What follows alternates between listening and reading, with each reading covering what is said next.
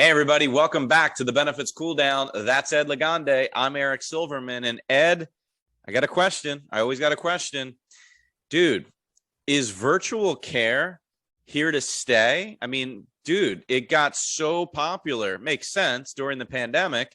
I think COVID, God bless, was the best thing that ever happened to the virtual care telemedicine industry. If you think about it, as weird as that sounds. But is it going to stay as robust as it's been, or are you starting to see that it's waning? Another wonderful Eric Silverman question.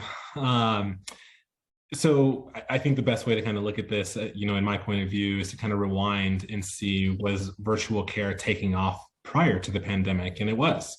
There was an increase in utilization, popularity, and awareness of various different aspects of virtual care and telemedicine, right? And it went from just being a traditional virtual urgent care solution to adding in nutrition and aspects of primary care as well. Virtual primary care is also taking off, and then mental health as well, right? Giving quick and easy and affordable access to a digital consultant, if you will. Sure.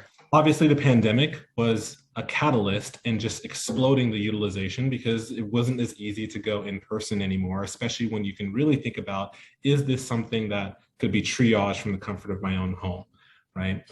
So as we edge out of this pandemic, we think a little bit more about, are people actually utilizing telemedicine, or are they going back to the brick and mortar urgent cares and things of that nature? And we're seeing a little bit of a decline in the utilization of telemedicine. However, we believe that that's kind of, we're in the middle of a transition here where it goes down a little bit and then starts increasing a little bit more, especially as virtual care as a definition is increasing significantly. Let's look at the multi-generational workforce that we have in place now. More and more younger populations are coming into the workforce where, as you've mentioned it, this is the remote control of their lives, right? And so if they can access tons of different access points of their healthcare journey from the comfort of the palm of their hand, that's going to continue to increase virtual care.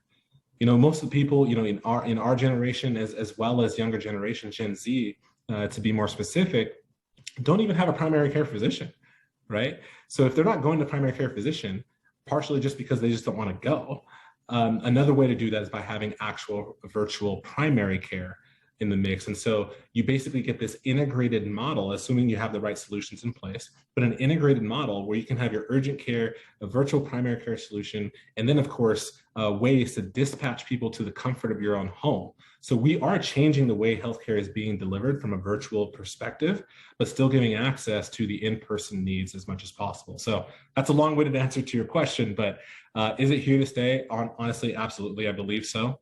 And I still think it's going to increase. And I actually think virtual primary care itself will also increase. So what do you think? Well, I think it's natural that is going to be a huge uptick during a pandemic. The whole world shut down. Makes sense, right? I think people realize the benefit of it, and that, yes, they can be triaged from the comfort of their own home, particularly if they're ill or sick, or, and not to mention, I've been talking about virtual care for years prior to the pandemic because I think it just made sense. I'm a believer in it. I love telemedicine and telehealth. I've used it. I remember, dude, back in, I want to say 2012 or something, like nobody really ever heard of it. I had telemedicine, and I remember being in Disney World. We had just gotten there. I wasn't feeling well the day before, and we had just gotten there, and I had the worst cold or flu. I don't know what it was, but the very first time I used telemedicine, I used it in Disney World. It was incredible. They had a prescription delivered to a pharmacy, or from a pharmacy in Orlando, to my hotel room. I took it. It was a Z-Pack. I was out for a day. The next day, I felt like $1 million and my vacation wasn't ruined. Well, without telemedicine, I would have been stuck at an urgent care place. I would have been stuck at an ER potentially. I wouldn't have known any better. And I do insurance for a living. So I just think that once people start realizing the value, they're going to keep going. I think there's still going to be a mixed balance, but I'm doubling down on it. I think that it's not going anywhere. I think it's going to continue to rise. You're still going to have people that want to go in person, and I get it.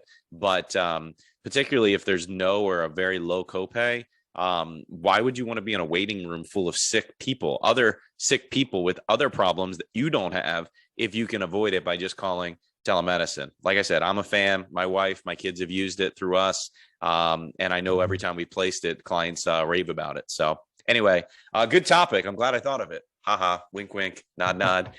Hey, that was great. Ed, I appreciate you as always. Anybody listening, we appreciate you. Stay tuned for next week for another Benefits Cool Down.